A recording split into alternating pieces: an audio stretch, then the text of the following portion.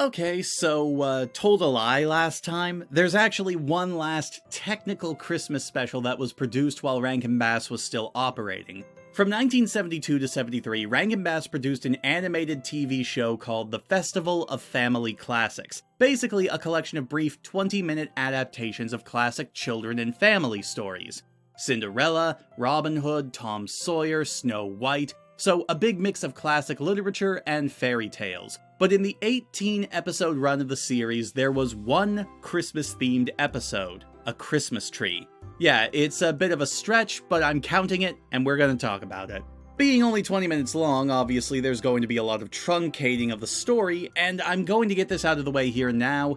Yes, this looks significantly cheaper than even the proper specials, which at least had a decent enough budget for a standalone TV special, but as this was 70s television animation, the budget was even lower, and I'm not gonna lie, it teeters on the edge of tolerable for me. Even knowing that this was standard issue for made-for-TV animation in the 60s and 70s, it doesn't help much. I can respect limited animation shows for helping to keep animation alive after theatrical shorts went out of style, and some of them can be written quite well, but this doesn't mean I have to like how it looks. The story of this particular episode is loosely, very loosely, based on the short story of the same name by Charles Dickens, who is actually one of the main characters of the episode itself, joined by two kids and a cavalcade of characters from other tales and tongue twisters as they try to get the spirit of Christmas back from the giant at the top of the beanstalk, and then from Mantu the magician.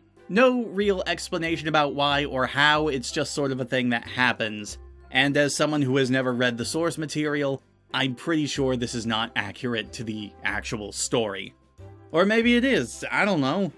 Like all of the episodes of this show, the story is told very simply and quickly, with very little time spent on establishing anything, really.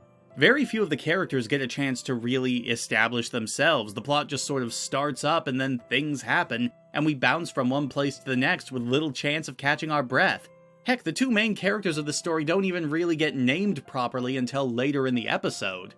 It's a very strange watch. Definitely speaks to the time it was made, but even knowing its age, I can't really say I'm a fan. I will say that while I find the animation quality itself to be difficult to watch at times, the character designs aren't that bad, and this particular episode does show off a lot of varied designs and creatures. It's just a shame that their jagged and jittery movement doesn't really help that much. The voice acting is also surprisingly good, too. The episode doesn't take itself seriously at all, and it does sound like the voice actors were actually having some fun with their voices, though the sound effects and background music quality is pretty poor, and reminds me a lot of the early Christmas specials, where they struggled to really get a good balance of those goofier sound effects. There's not a whole lot to say about this one, it's just rather weird, and it feels like they struggled to actually put Christmas in this story about a Christmas tree. Again, I can't say how accurate it is to the source material as I've never read the original story, though near as I can tell, it's an account by the narrator talking to a group of children about his experiences as a child at Christmas while they all decorate a tree together. Whereas this decided to go a bit more fantastical with it.